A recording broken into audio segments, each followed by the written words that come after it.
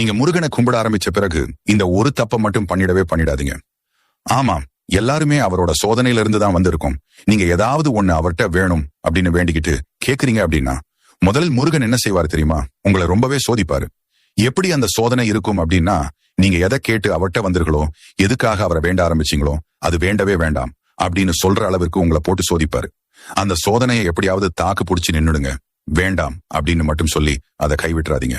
முதல்ல ஒன்றை ஞாபகம் வச்சுக்கோங்க, எந்த ஒரு பொருளும் நமக்கு ஈஸியா கிடைச்சிட்டா நமக்கு அதோட அருமை தெரியாது.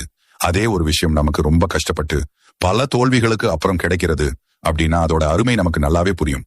அது மாதிரிதான் முருகன் மேல் இருக்கும் நம்பிக்கையும். நீங்க கேட்ட உடனே அவர் அதை செய்து விட்டார் உங்களுக்கு. அதோட அருமை என்னைக்குமே புரியாது. அவரது பக்தர்களை அவர் எப்போதுமே கைவிடவே மாட்டாரு. முருகன் பக்தன் அப்படின்னா சும்மா இல்லை.